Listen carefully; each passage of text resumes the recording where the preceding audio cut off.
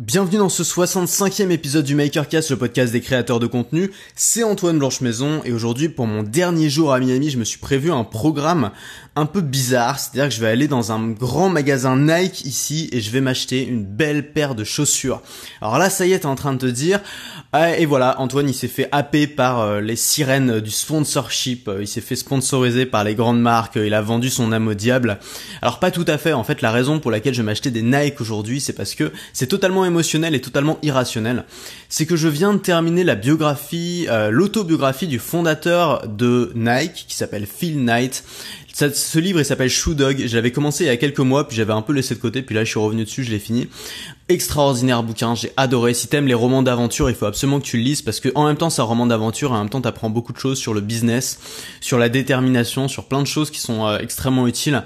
C'est un peu David contre Goliath cette histoire et c'est formidable. Et la seule chose que j'ai envie de faire quand j'ai fermé mon livre, c'est d'aller m'acheter des Nike tout simplement. Donc c'est un peu stupide mais c'est comme ça. Et aujourd'hui je vais te parler d'un truc qui a strictement rien à voir, puisqu'on va voir comment savoir si ce que tu fais est bon, comment savoir si tu vas dans la bonne direction, comment savoir si tu fais du bon travail. Et au bout d'un moment, moi j'en ai marre, parce qu'on nous bassine à longueur de journée avec l'importance de la persévérance, l'importance de la détermination, l'importance de travailler dur, l'importance des habitudes. Je suis même un des premiers à te bassiner avec ça.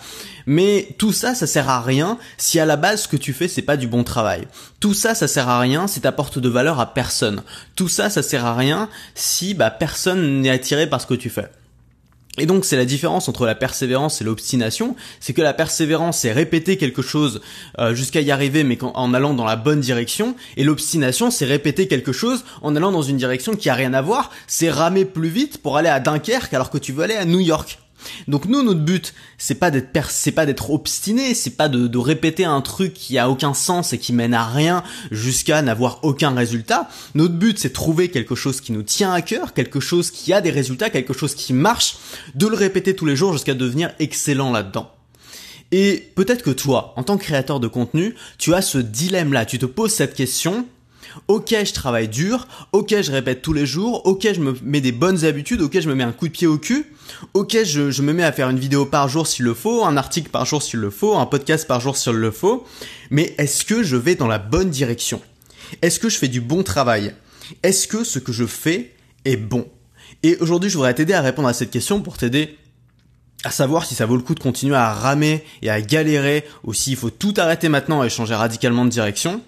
En commençant par une définition, déjà pour moi c'est quoi bon? Parce que bon, ça veut tout et rien dire.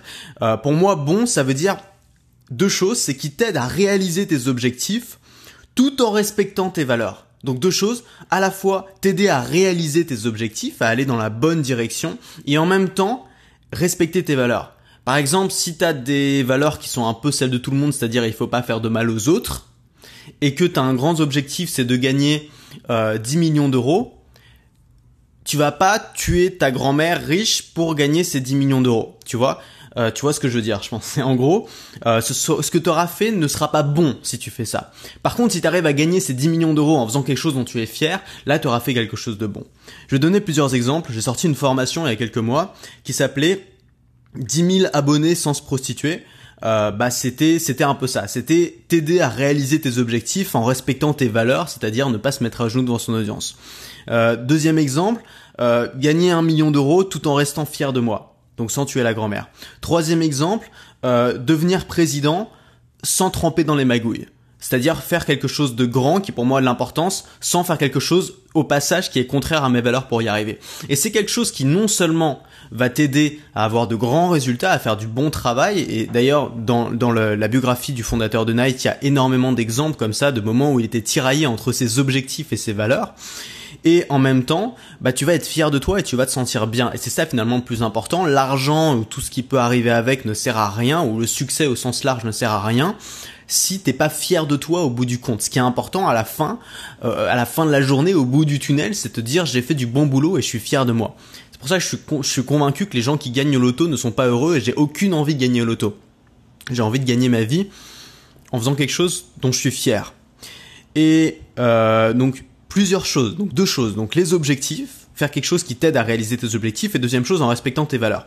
Comment savoir si on est en train de faire quelque chose qui tend vers nos objectifs, qui nous amène dans la bonne direction? La première chose, c'est d'écouter les signes. Écouter les signes, ça veut dire quoi? C'est être à l'écoute, être ouvert à tout ce qui nous entoure, regarder si on peut avoir des résultats mesurés et regarder s'il y a un début des résultats, s'il y a un début de quelque chose. Dans le cas d'une startup ou dans le cas d'un créateur de contenu, d'un maker, c'est très simple, c'est la règle des 10 fanatiques.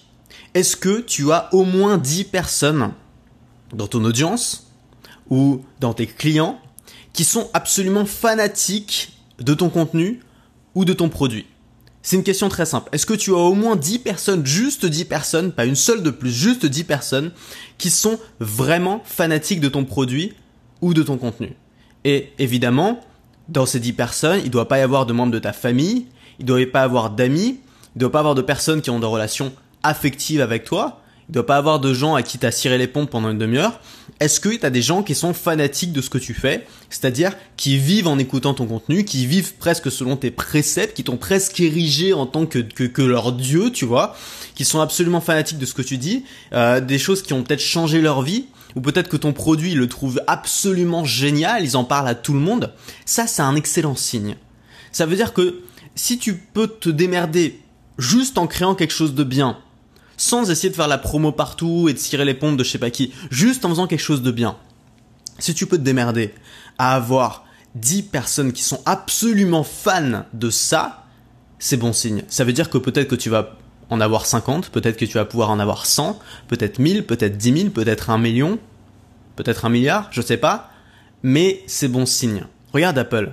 Regarde Apple par rapport à Android. Alors je vais encore me faire insulter dans tous les coins parce que je suis pas parce que je suis anti-Android, mais j'ai rien contre les gens qui aiment Android, mais je connais aucun fan d'Android qui est aussi fan d'Android que les fans d'Apple sont fans d'Apple. Les fans d'Apple, c'est maladif, c'est une maladie, c'est contagieux, c'est très grave. Moi, je suis un fan d'Apple, je suis malade. C'est-à-dire que quand quelqu'un dit du mal d'Apple, c'est comme si on disait du mal de moi. Je le prends très personnellement. Il y a des gens qui aiment bien Android et ils ont toujours de très bonnes raisons pour ça. Parce que c'est ouvert, parce que c'est pas cher, parce que il y a beaucoup de fonctionnalités, parce que tu peux faire plein de choses avec. Mais moi, j'ai jamais connu personne qui était là en train d'être fanissime d'Android. Ça n'existe pas. Par contre, des mecs qui sont débiles, qui aiment Apple au point d'être complètement débiles et de perdre tout sens de la raison, j'en connais plein. C'est une entreprise qui arrive à créer des vrais fanatiques. Et si tu arrives à faire ça à ton échelle, c'est-à-dire au lieu d'en avoir 10 millions comme à Apple, en avoir 10, c'est bon signe. Ça veut dire que tu peux scaler et en avoir plus comme ça. Alors, ça c'est dans le cas où tu crées une startup ou alors tu crées du contenu. Si ton objectif c'est simplement de développer une compétence, c'est d'apprendre à jouer du piano par exemple, évidemment tu vas pas forcément avoir des fanatiques. Donc l'idée ça va être de mesurer, d'essayer de mesurer ta progression. D'avoir un outil de mesure. Par exemple, jouer tous les jours le même truc au piano et puis avoir un prof qui te dit à côté si c'est bien ou si c'est pas bien. S'il y a un outil de progression. Ou alors, je sais pas, je sais pas vraiment d'exemple à donner, mais un truc où tu as un système de score, où tu as un système pour mesurer ta progression. Par exemple, si tu vas courir tous les jours, bah c'est très simple, tu utilises une app qui te dit quel temps tu as fait, combien de temps tu as couru et à quelle vitesse tu allais. Bon, bah ça te permet de mesurer. Et si tu repères dans ces mesures un progrès même léger sur une période successive de plusieurs semaines, c'est que tu vas dans la bonne direction. C'est que tu es en train de progresser, c'est aussi simple que ça. Donc ça, c'était le premier élément, aller vers ses objectifs, en écoutant les signes. Deuxième élément, respecter ses valeurs. Alors je voudrais dire un truc qui est super important, que j'ai compris en regardant une vidéo d'un YouTuber qui s'appelle Autodisciple, que j'aime beaucoup, qui dit attention à ne pas utiliser ses valeurs comme des excuses. Et ça, et je vais te le dire et je voudrais vraiment qu'on fasse cet exercice, c'est-à-dire que tu vas m'écouter et tu vas essayer de laisser ton ego de côté et juste de penser sincèrement, est-ce que c'est quelque chose qui m'est déjà arrivé? C'est pas facile comme exercice. Moi, j'ai dû le faire en écoutant cette vidéo de ce YouTuber, ça m'a foutu une grosse claque et je voudrais qu'on le fasse ensemble. Est-ce que ça t'est déjà arrivé de voir quelqu'un qui atteignait ses objectifs de manière plus rapide et plus efficace que toi? Et de te dire, s'il a réussi, c'est parce qu'il est moins moral que moi. C'est parce qu'il a fait des choses qui sont moins morales que moi. Et moi, si j'ai pas atteint ses objectifs, c'est parce que j'ai des valeurs qui sont plus nobles que les siennes. Je voudrais vraiment qu'on fasse cet exercice qui consiste à laisser son ego de côté, à se poser cette question sincèrement à soi-même. Et moi, en me posant cette question à moi-même, je me suis rendu compte de deux choses. Je me suis rendu compte que d'une part, c'est arrivé à certaines personnes envers moi, c'est-à-dire qu'il y avait certaines personnes, j'ai déjà eu ces critiques ou ces remontées qui trouvaient que j'avais réussi parce que j'étais amoral ou parce que je ne respectais pas certaines valeurs. Et de la même manière, j'ai remarqué que j'étais moi-même victime de ça, c'est-à-dire que ça m'est arrivé plusieurs fois d'être jaloux de ce que faisaient certaines personnes, parce qu'ils avaient atteint leurs objectifs plus rapidement que moi, et de justifier leur succès par le fait que par des arguments comme quoi ils seraient moralement moins bons que moi, ou qu'ils seraient qu'il fasse quelque chose de moins bon et que il a réussi parce qu'il a eu de la chance, ou parce que justement il a mis ses valeurs de côté pour faire ça. Et c'est vrai que je me suis rendu compte que ça m'était arrivé, et c'est un boulet au pied quand tu as ça, quand tu justifies le succès des autres par la morale, par leur immoralité. Je pense que c'est un boulet au pied que tu te mets à toi-même, et c'est un truc qui va t'empêcher de réussir, parce que tu vas te dire, si les autres réussissent, c'est toujours pour des raisons, c'est toujours parce qu'ils ont eu de la chance, c'est toujours parce qu'ils ont été amoraux, c'est toujours pour plein de raisons qui sont en dehors de ta responsabilité. Alors que si tu dis une bonne fois pour toutes, si lui il a réussi et pas moi, c'est juste qu'il a été meilleur sur ce coup-là, et que tu l'admets et que tu dis c'est ok, c'est pas grave, bah finalement t'auras beaucoup plus de chances de réussir à faire ce qu'il fait. Et donc c'est quelque chose que moi j'ai réalisé. C'est aussi quelque chose c'est amusant parce que ça fait écho à ce que j'ai lu aussi dans le bouquin de Phil Knight, le fondateur de Nike. Au moment où ils ont eu pendant très longtemps des discussions, est-ce qu'il faut mettre Nike en bourse ou pas, est-ce qu'il faut qu'on ouvre notre capital ou pas, bah ça a été extrêmement difficile. Et pendant des dizaines et des dizaines d'années, ils ont galéré. Le mec était comptable. C'est quand même fou parce que il avait une boîte qui avait des dizaines de salariés, qui faisait des millions d'euros de chiffre d'affaires. Il est CEO de cette boîte. Et il continue à être comptable à côté pour pouvoir nourrir sa famille, tu vois. Tu te rends compte qu'à l'époque, ça avait rien à voir, créer une boîte avec aujourd'hui. C'était vraiment un boulot de chien pendant des années et des années avant de pouvoir gagner sa vie. Et ils ont attendu des années et des années avant d'entrer en bourse. Ils auraient pu perdre leur boîte à cause de ça, parce qu'ils ont repoussé, et pendant ce temps, bah, leurs concurrents pouvaient prendre de l'avance, parce que ça allait contre leur vision, la morale, où ils se disaient, nous, on n'est pas comme eux. Eux c'est les grands, c'est les géants, ils ont ouvert leur capital, machin, nous on est les petits, on est le David contre Goliath, on s'ouvre pas en bourse. Finalement au bout d'un moment ils ont bien été obligés de le faire, mais ils ont pris beaucoup de retard à cause de cet argument moral de eux ils ont réussi parce qu'ils sont moins moraux que nous, parce qu'ils n'ont pas les mêmes valeurs, etc., etc. Donc quand je te dis respecter tes valeurs, c'est d'abord faire attention à ne pas changer tes valeurs avec le temps, à ne pas inventer de nouvelles valeurs pour justifier tes échecs ou pour justifier qu'il y a des gens qui ont mieux réussi que toi. Et ça c'est la première chose, c'est extrêmement important. Et le mieux pour éviter de tomber dans ce travers, c'est finalement d'écrire ses valeurs à l'avance. C'est, au lieu de s'inventer des valeurs au fur et à mesure pour justifier sa médiocrité et ses échecs, ce qu'on a tous fait à un moment ou à un autre, j'en suis convaincu, écrire ses valeurs avant même de commencer au début, par 2 questions très simples. Première question, qu'est-ce qui est important pour moi? Et deuxième question, qu'est-ce que je ne veux pas faire en aucun cas? Qu'est-ce qui est important pour moi? Qu'est-ce que je ne veux pas faire en aucun cas? Moi, si j'avais dû faire cet exercice au début, j'aurais probablement mis qu'est-ce qui est important pour moi? Rester libre et indépendant. Et qu'est-ce que je ne veux pas faire? Par exemple, travailler pour quelqu'un d'autre. Ou alors, même si tu aurais, au fond, j'aurais peut-être pu le faire, ça aurait peut-être pas été si mal. Mais qu'est-ce que je ne veux pas faire? Faire quelque chose qui me plaît pas, ou faire quelque chose de dégradant, ou faire quelque chose qui m'emmerde profondément juste pour l'argent, par exemple. C'est un truc que j'aurais pu noter et que j'ai plutôt bien respecté. Donc, si t'écris à l'avance ces valeurs-là, bah ça te permettra déjà d'avoir une ligne directrice pour pouvoir les respecter dans le futur, et ça te permettra surtout de ne pas en inventer sur le chemin pour justifier tes échecs ou ta médiocrité. Et si tu fais ça, finalement, si tu définis tes objectifs, que tu écoutes les signes pour voir si tu vas dans la bonne direction, si tu as tes 10 fanatiques, si d'un autre côté tu respectes les valeurs que tu as notées dès le début, tu vas pouvoir savoir si tu fais du bon travail. Tu vas pouvoir savoir si tu vas dans la bonne direction. Tu vas pouvoir savoir si ce que tu fais est bon. Et si tu réalises que ce que tu fais aujourd'hui, tous les jours, pour atteindre tes objectifs est bon, c'est la bonne manière de faire, bah tu vas pouvoir y consacrer du temps. Tu vas pouvoir en faire une priorité. Tu n'auras pas besoin de réseau, tu n'auras pas besoin d'aller voir tout le monde, de parler de ton projet à tout le monde, d'être le relou de service. Tu n'auras pas besoin de faire ça parce que ton contenu va se suffire à lui-même. Et je me souviens de cette phrase de Casey Neistat que j'adore absolument, que j'ai dû citer au moins 100 fois dans ce podcast, qui est... Alors, la question c'était, est-ce qu'il faut... comment faire en sorte de contacter les sociétés de production pour qu'elles me repèrent? Et disait, commence par faire le job. Juste... arrête de poursuivre les autres, fais le job. Si le job est bien fait, c'est les autres qui vont venir à toi. C'est pas toi qui auras besoin de les poursuivre. Et finalement, au lieu de mettre de l'énergie à essayer de poursuivre les autres, on peut mettre cette même énergie et ce même temps à faire en sorte que ce soit les autres qui nous poursuivent parce qu'on fait du travail qui est excellent. Tout simplement.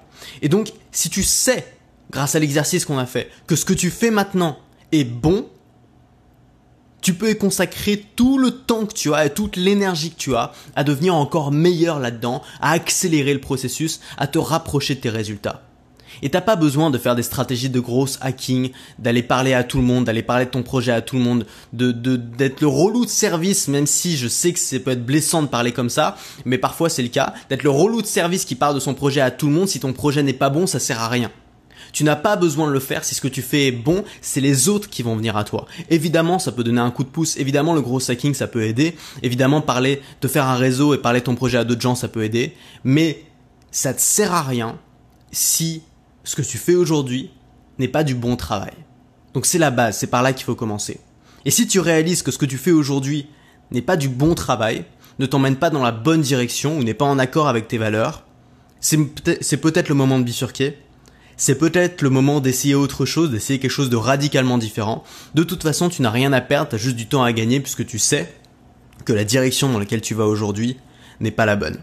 Voilà, si ce podcast t'a plu et si le Makercast de manière générale te plaît, tu peux simplement laisser un avis dans l'Apple Podcast Store, anciennement l'iTunes Store. Si t'as pas d'iPhone ou d'iPad, il suffit d'aller sur ton ordinateur. Si t'as iTunes, tu ouvres iTunes, c'est gratuit. Tu tapes Makercast en 2 mots, tu vas arriver sur la page de mon podcast, tu tapes laisser un avis, tu cliques sur laisser un avis et tu me laisses un avis sincère.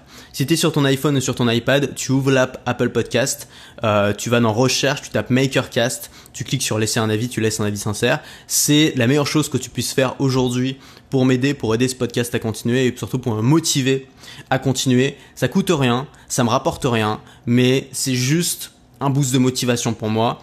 Et c'est un moyen d'assurer la pérennité de ce podcast et de faire en sorte que je continue parce que moi, pour l'instant, ça me plaît beaucoup. Je vais terminer par cette citation de Adrien de Courcelles, une petite citation sur laquelle je suis tombé récemment. La persévérance, c'est beau en fait, je sais pas si ça veut dire grand chose, mais c'est juste joli en fait. La persévérance est la noblesse de l'obstination. À demain.